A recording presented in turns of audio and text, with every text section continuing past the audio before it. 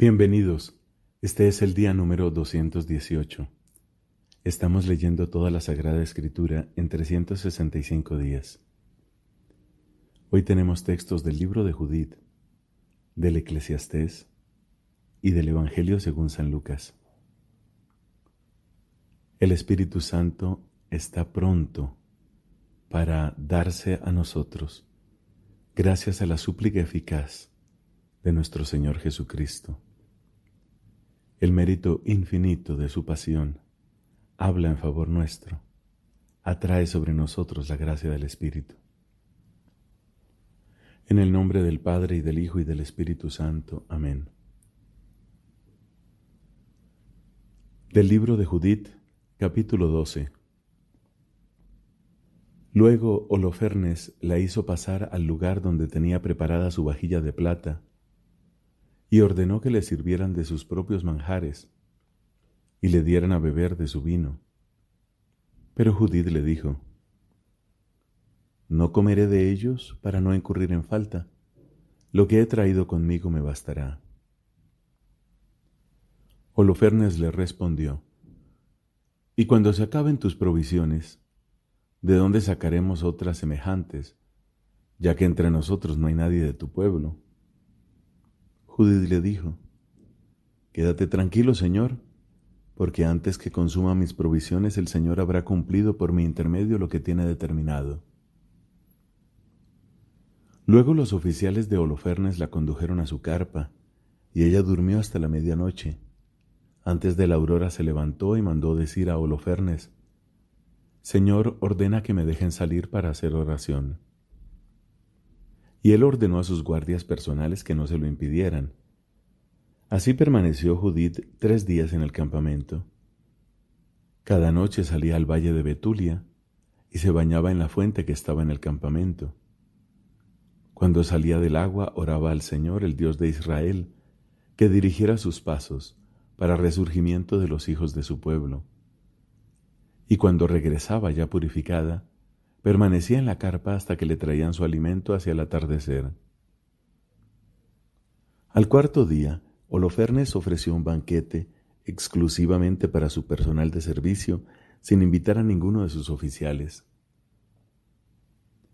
Y dijo a Bagoas, el eunuco que era su mayordomo: «Trata de convencer a esa mujer hebrea que está bajo tu cuidado, para que venga a comer y a beber con nosotros, porque sería vergonzoso que dejáramos partir a una mujer como esta sin haber gozado de ella. Si no logramos conquistarla, ella se burlará de nosotros».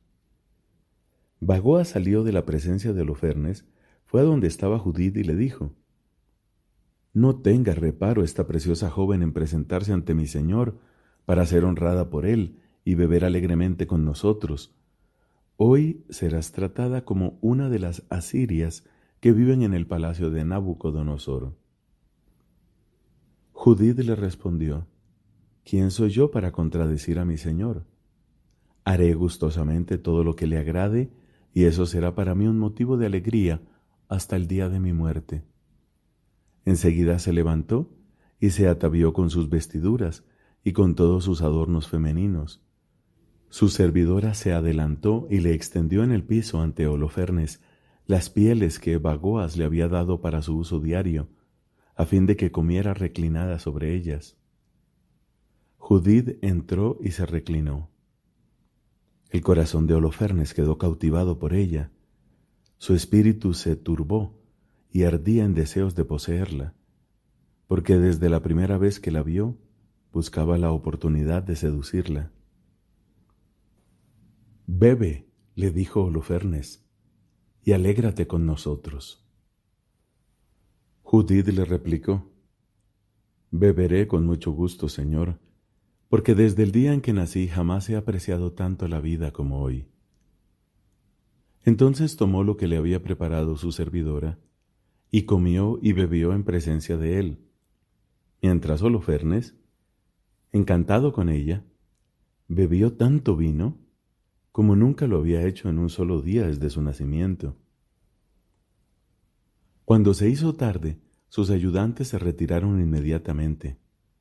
Bagoas cerró la carpa por fuera después de hacer salir a los que estaban con su señor, y todos se fueron a dormir, rendidos porque habían bebido demasiado.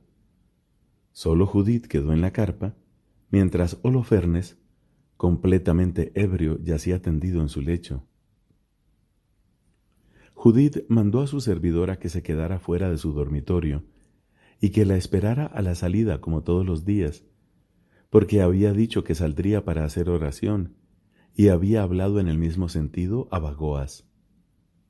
Cuando todos ya se habían retirado de la carpa y no quedaba nadie dentro de ella, ni grande ni pequeño, Judith, de pie junto al lecho de Holofernes, dijo en su corazón: Señor Dios Todopoderoso, mira favorablemente en esta hora lo que voy a hacer para la exaltación de Jerusalén.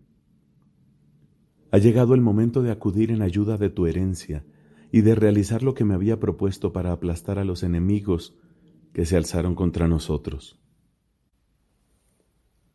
Judith se aproximó entonces a la barra del lecho que estaba junto a la cabeza de Holofernes, descolgó de allí su espada y, acercándose al lecho, lo tomó por la cabellera y exclamó: Fortaléceme en esta hora, Dios de Israel. Luego le asestó 2 golpes en el cuello con todas sus fuerzas y le cortó la cabeza. Hizo rodar el cuerpo desde el lecho y arrancó el cortinado de las columnas. Poco después salió y entregó a su servidora la cabeza de Holofernes. Ésta la metió en la bolsa de las provisiones y las dos salieron juntas, como lo hacían habitualmente para la oración.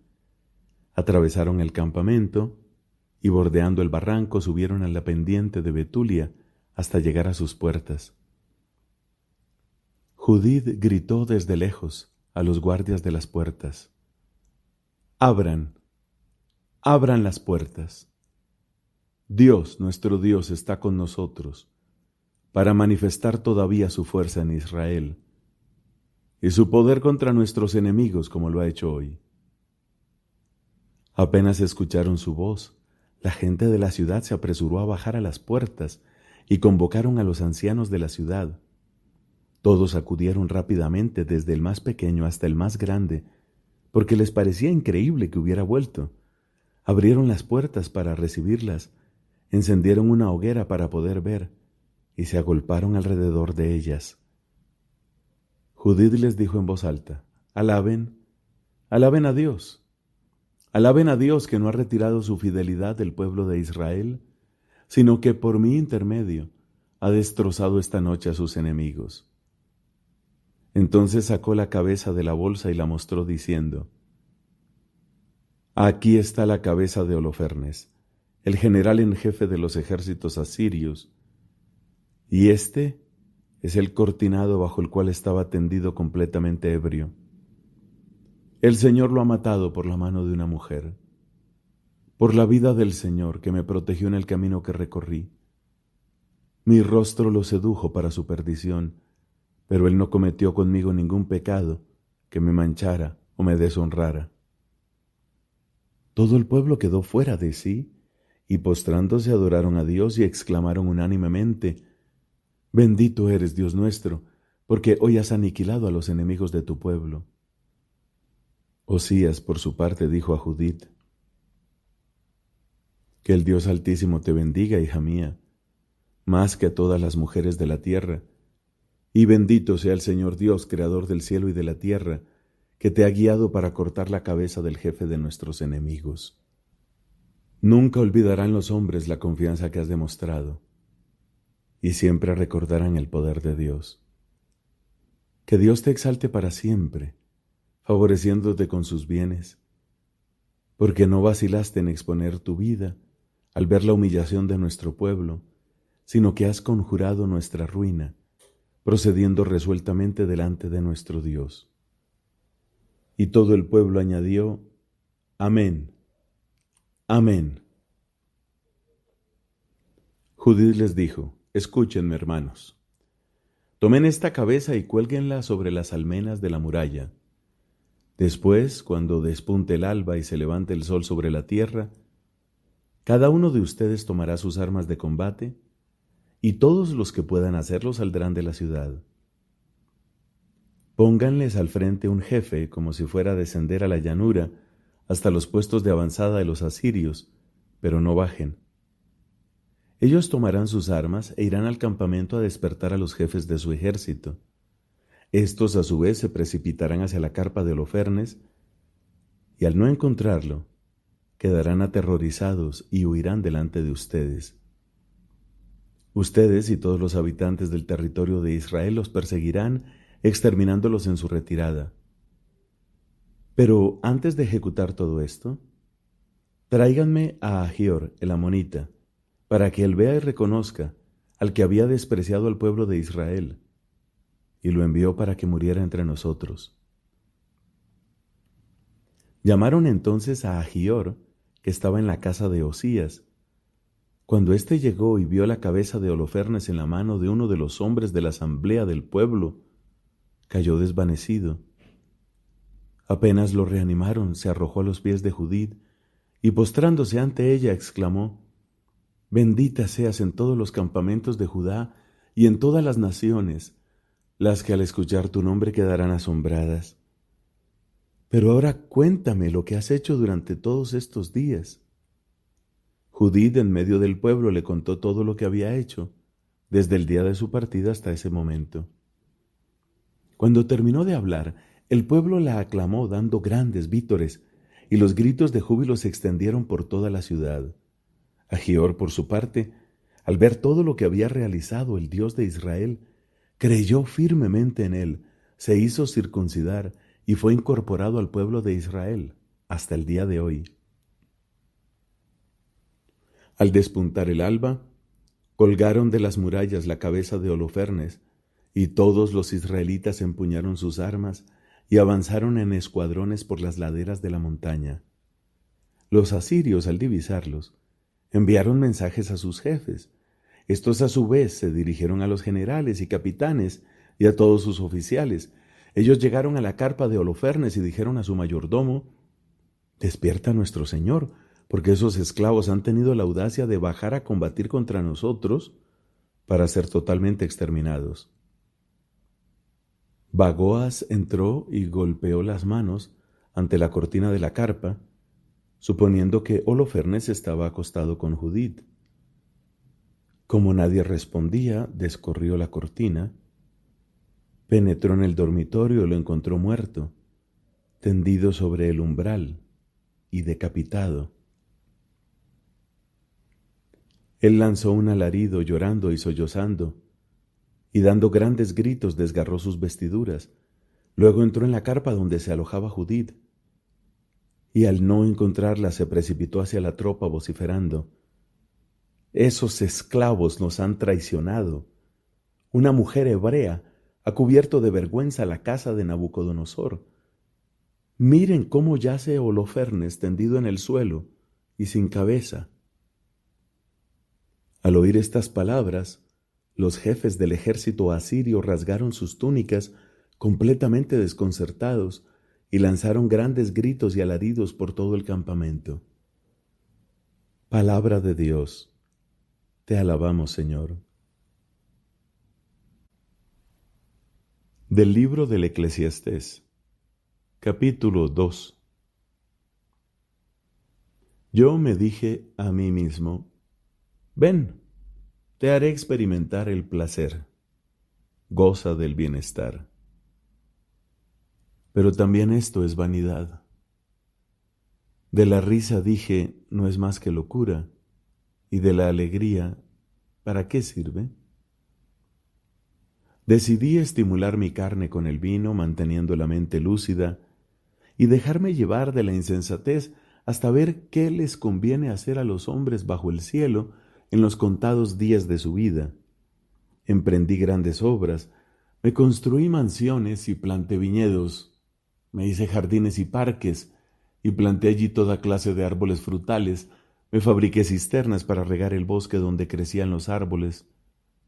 Compré esclavos y esclavas, y algunos me nacieron en casa.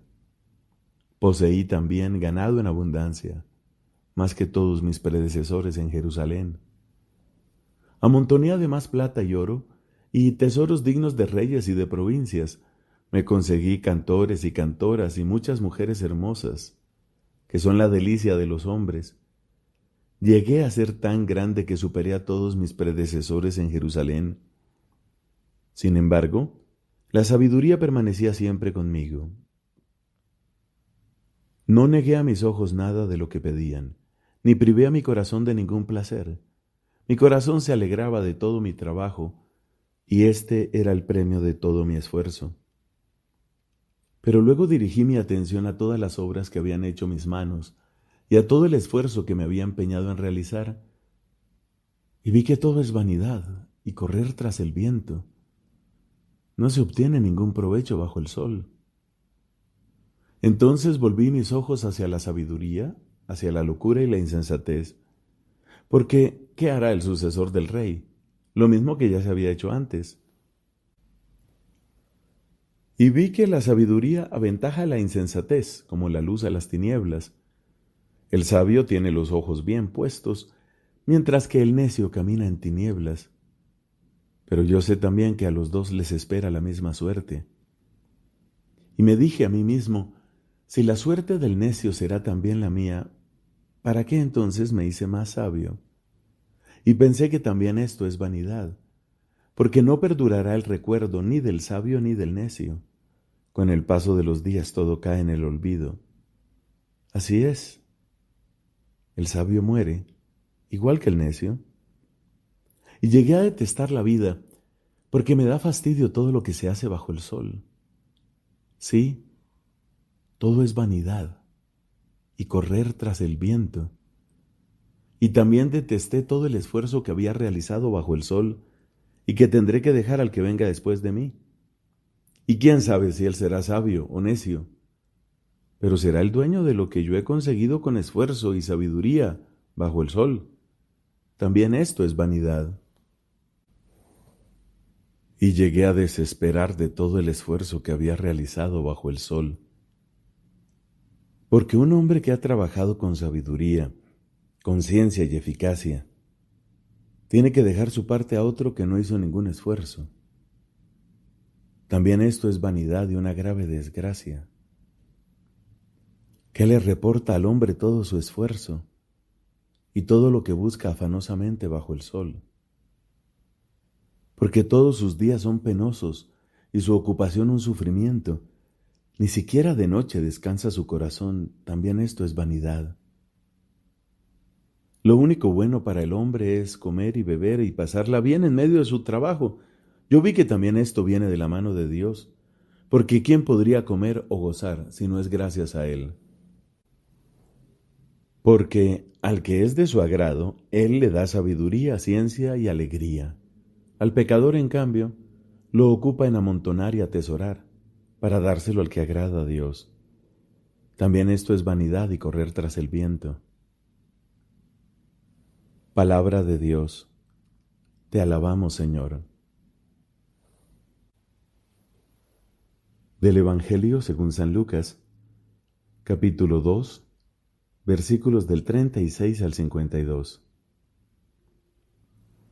Había también allí una profetisa llamada Ana, hija de Fanuel, de la familia de Aser, mujer ya entrada en años, que, casada en su juventud, había vivido 7 años con su marido. Desde entonces había permanecido viuda y tenía 84 años. No se apartaba del templo sirviendo a Dios noche y día con ayunos y oraciones. Se presentó en ese mismo momento y se puso a dar gracias a Dios, y hablaba acerca del niño a todos los que esperaban la redención de Jerusalén. Después de cumplir todo lo que ordenaba la ley del Señor, volvieron a su ciudad de Nazaret, en Galilea. El niño iba creciendo y se fortalecía lleno de sabiduría, y la gracia de Dios estaba con él. Sus padres iban todos los años a Jerusalén en la fiesta de la Pascua. Cuando el niño cumplió 12 años, subieron como de costumbre, y acabada la fiesta, María y José regresaron, pero Jesús permaneció en Jerusalén sin que ellos se dieran cuenta. Creyendo que estaba en la caravana, caminaron todo un día y después comenzaron a buscarlo entre los parientes y conocidos. Como no lo encontraron, volvieron a Jerusalén en busca de él. Al tercer día lo hallaron en el templo, en medio de los doctores de la ley, escuchándolos y haciéndoles preguntas. Y todos los que lo oían estaban asombrados de su inteligencia y sus respuestas. Al verlo, sus padres quedaron maravillados y su madre le dijo: «Hijo mío, ¿por qué nos has hecho esto? Piensa que tu padre y yo te buscábamos angustiados». Jesús les respondió: «¿Por qué me buscaban? ¿No sabían que yo debo ocuparme de los asuntos de mi padre?». Ellos no entendieron lo que les decía. Él regresó con sus padres a Nazaret y vivía sujeto a ellos. Su madre conservaba estas cosas en su corazón. Jesús iba creciendo en sabiduría, en estatura y en gracia, delante de Dios y de los hombres. Palabra del Señor. Gloria a ti, Señor Jesús.